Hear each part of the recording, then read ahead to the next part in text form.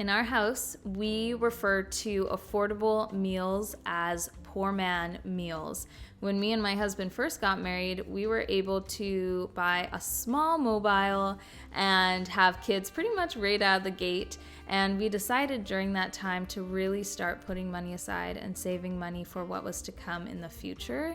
And we were able to do that with poor man meals. These are meals that are filling, super yummy, nutritious, and very affordable. There are 5 meals I will share with you guys. You will have to look at this in also a seasonal way. Certain things in the summertime are going to be more affordable than maybe if you were to get them in the wintertime. So keep that in mind. I live on the west coast of Canada. Certain things, again, might be cheaper here, where for you it would be more expensive. I do want to share in Canadian dollars how much I spend per meal. I am going to share 5 meals, 2 of which actually covered 2 dinners. So this is a full week of meals.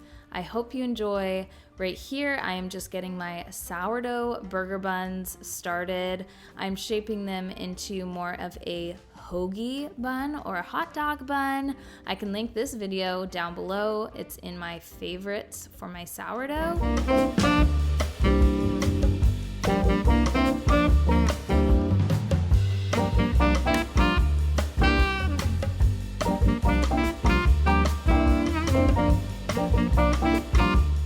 All right, I just realized I didn't tell y'all what we're making for the first meal. These are roast beef sandwiches. We're gonna pull it and it's gonna be delicious.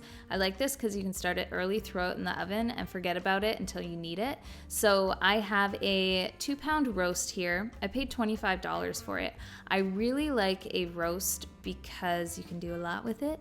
It goes a long way and it's delicious and really, really gracious. So I'm going to add in some seasonings, some garlic powder, some parsley, and I'm just gonna sear it on a medium heat on my cast iron. Actually, it's more like a medium high on my cast iron all around, just to keep those juices in, give us a nice crust and flavor.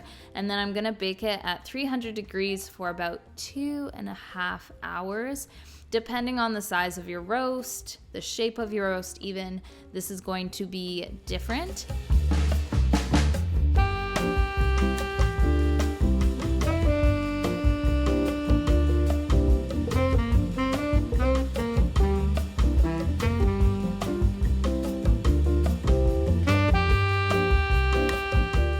So this is the fun part. Put your roast into your French oven, Dutch oven, whatever you have. I'm using my Staub. You're gonna add in some beef broth. I season mine with some liquid smoke and Worcestershire or whatever it's called sauce, a bit of thyme, a bit of garlic. I'm gonna let it bake for about 2 hours at 300, take it out. I'm gonna start pulling it and then put it back in just for a little bit longer. It's just gonna help those juices like sink into the meat. When that's done, I thought, you know what, I'm just gonna add in a little bit of barbecue sauce. I don't want this to taste like a pulled pork sandwich. I want it to be a different type of slider, but I love that barbecue sauce tang, and so do my kids. I taste it because I constantly eat the food while I'm making it because we're just too excited. I'm gonna cut into my sourdough buns and get them ready for the insides, for the guts of these sandwiches.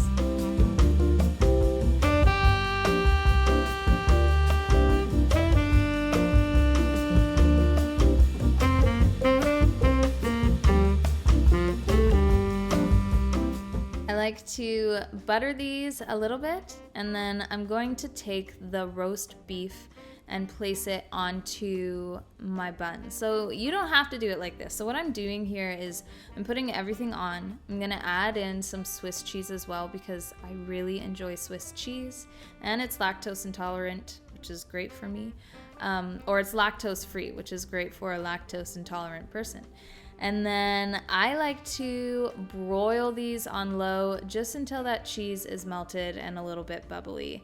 This tastes kind of sloppy Joe-esque, but if you're like me and you just can't stand a classic sloppy Joe, but you wish you could, Because to be honest, I could live without a sloppy Joe. These are for you. They're kind of sloppy, but the flavor is so much better than a sloppy Joe. I'm gonna let those hang out in the oven for a bit. I'm going to serve everything with sauerkraut. I have pickles, hot peppers, mustard, mayonnaise, and then I'm going to just take some more of that juice, put it on top.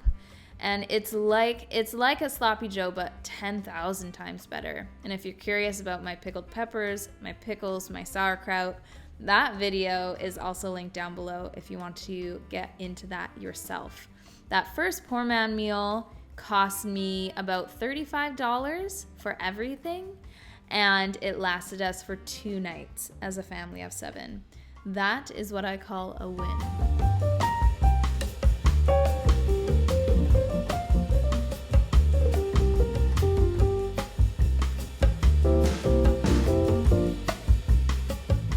Now let's talk about this Mexican skillet. So the day before this, I was hanging out with my husband's side of the family, and a lot of them hail from Mexico. And they make such good food every time we see them, and I was inspired and had everything I needed. So for a Mexican skillet, and this is another meal that lasted us 2 days, to a cast iron pan, I'm adding in some butter and some onion. I'm going to do a white onion, chop it up. I'm gonna add in 1 pound of ground beef and cook it until it's almost totally brown. I don't like a dry ground beef. I like it to have some moistness and juice to it. I had leftover roast beef as well, and I was like, you know what? I'm gonna put this into the skillet. So that's always an option. If you have some leftover meat, you could even throw chicken in here, and that would be delicious. Go ahead and do that. I'm gonna add in about 1.5, 2 cups of cooked rice. I enjoy rice. Here, it's so affordable. I get nice big bags from Costco, and we go through it like crazy because rice is something my kids enjoy as well. I'm going to add in 15 ounces of fire roasted tomatoes, so like a 15-ounce can. This is double that, so I just added half. I'm gonna add in a 15-ounce can of black beans. I rinse those, and adding in some corn as well, just cause. This is frozen, organic from Costco. Like, if it seems like it would fit this skillet, go ahead. This is your time to throw it in.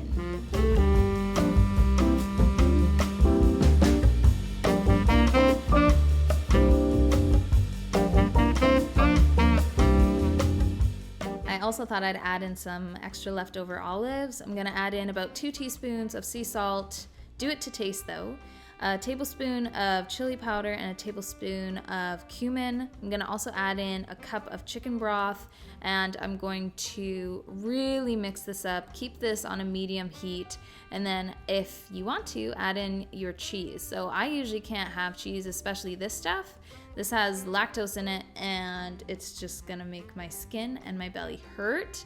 But what I like about this is I can put it over the entire thing, and when it comes time to serving, I can just kind of push some of that cheese aside, grab the underneath bits, and leave the cheese for the normal people. I bake it at 375 for about 10-15 minutes, and she is delicious with some tortilla chips, avocado, cilantro, sour cream. It is a beautiful meal to enjoy together. And again, it covered 2 days, and to make it, it cost me $25 in total.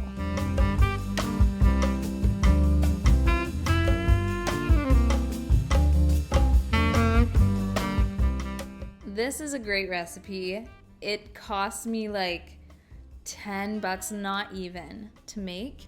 It is really simple. It's high protein, but no meat. And I was able to film this live for my Patreons. If you like seeing my content early, get other content, and even, I guess, now cook with me, this was the first time I ever did that, and I'm going to do it again because it's so fun. You can sign up for my Patreon. It supports me and what I'm up to, and we have a lot of fun over there. So what I'm doing is a pasta dish. I'm gonna get my Durham wheat pasta cooking, and I'm gonna get started on my sauce. This is a creamy avocado herb pasta sauce.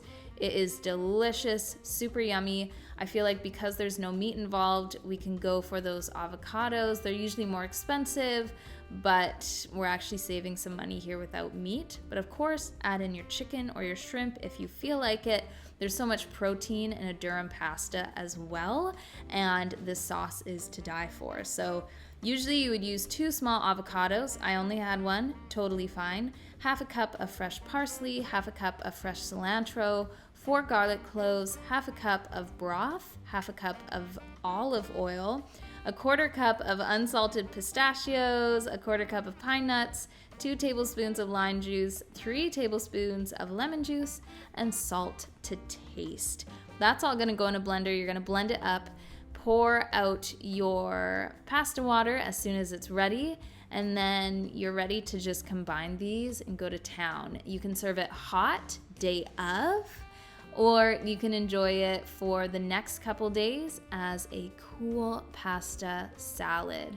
Honestly, I think one of my favorite ways to have this is with grilled shrimp, but if you're trying to save a little bit of money, it is totally unnecessary because these flavors are so fantastic. My kids like eating this, my husband likes eating this. I personally love it topped with a little bit of Parmesan and some red chili flakes. I don't know what it is, but this is so divine and so affordable.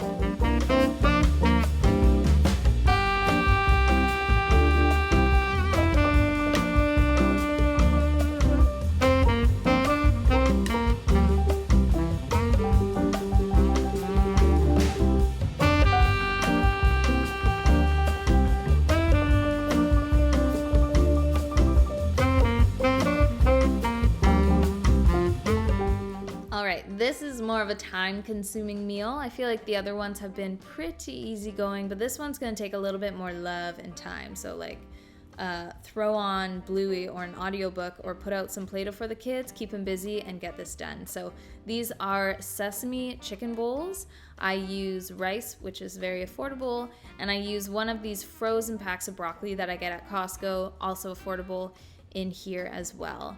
Depending on where you live and what kind of chicken you get, that all obviously affects the cost, but we're able to enjoy this meal for, I recorded $22, just to be extremely exact. So you are going to add to a container 1/3 cup of runny honey, 1/3 cup of soy sauce, 2 tablespoons of ketchup, 1 tablespoon of raw coconut palm sugar. I just wanted that kind of caramelly taste. 3 tablespoons of rice white vinegar, 1 teaspoon of sesame oil, 2 minced garlics, and then I'm also in a bit here gonna add 1 tablespoon of cornstarch. This is gonna be our delicious sesame sauce for all of our chicken.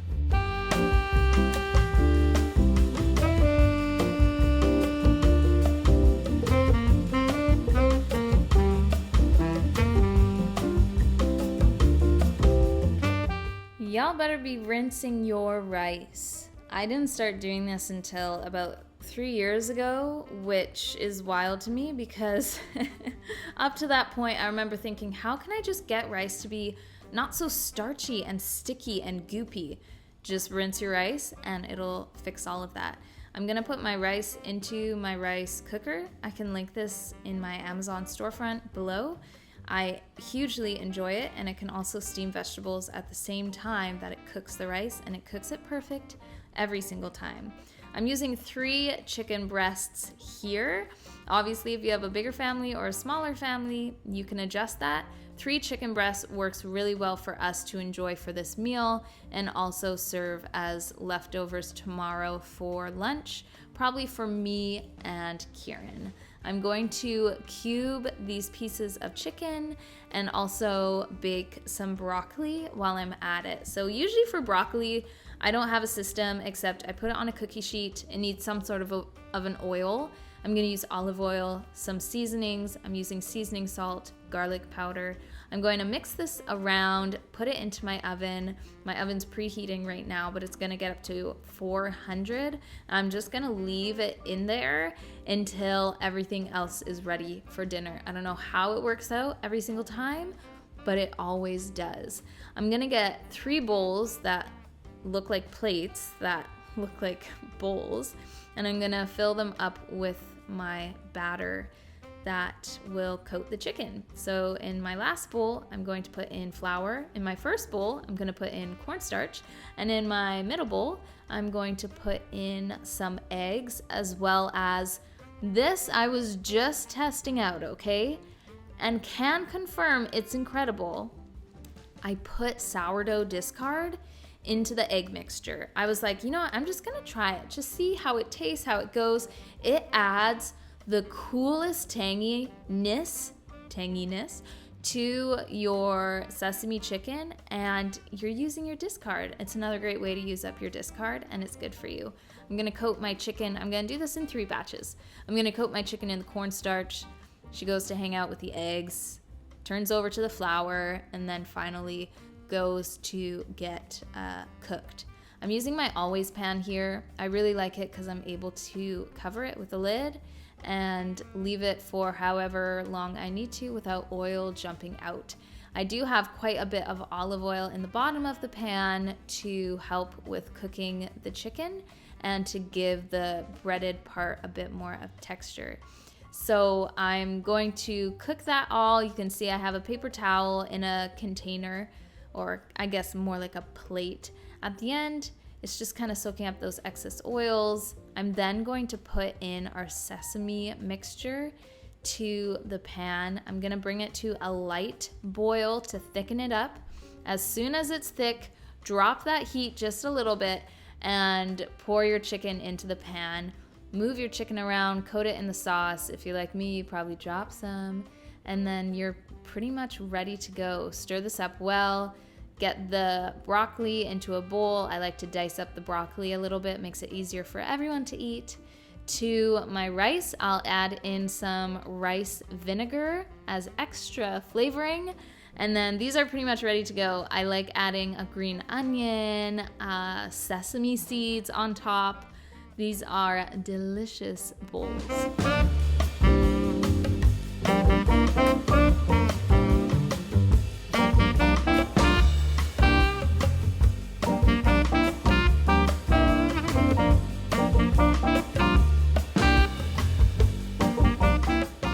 So on busier days, I keep my meals as simple as possible. Usually I'm at home all the time. I'm in the kitchen, I'm doing stuff. But sometimes we're out and about. So here we were at the creek. I'm still in my swimsuit. I still have sunglasses on my head. I told Kieran to pick up some local non-GMO corn from our market, and he did so. He got a dozen, and I think it cost us $7. With this and the extra things, like we're gonna make some mayonnaise as well, this meal will cost us just under $10 to enjoy. I'm going to take the husks off of the corn and put the corn into some boiling water. I do this for a couple minutes. In a little bit, I'm going to take it out and hand it over to Kieran. He is going to barbecue these. This is our favorite way of having this recently. It is just so yummy. That kind of charred flavor is also delicious. I splashed myself with hot water. I'm going to rub these with a good amount of butter just so they don't stick to the grill. And then I'll hand it off to Kieran and he is going to cook these up while I make some mayonnaise.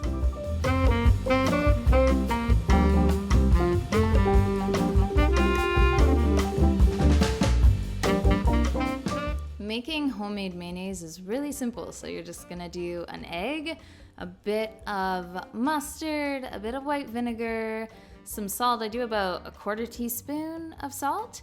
And then you're gonna add in your oil. So I use a bit of olive oil, mostly avocado oil. You just want a neutral tasting oil. I try to stay away from canola oil, but to be honest, that probably is the best in mayonnaise. Some people I know use sunflower oil. I cannot have sunflower oil because it's firstly not the greatest for you. The amount of mayonnaise I have, I should probably stay away from it. And sunflower oil makes my skin burn really bad, so I stay away from that. You're going to use your immersion blender, blend it up well, and you got some awesome mayonnaise. We like doing Mexican street style corn. This is the corn I had when I was in Mexico.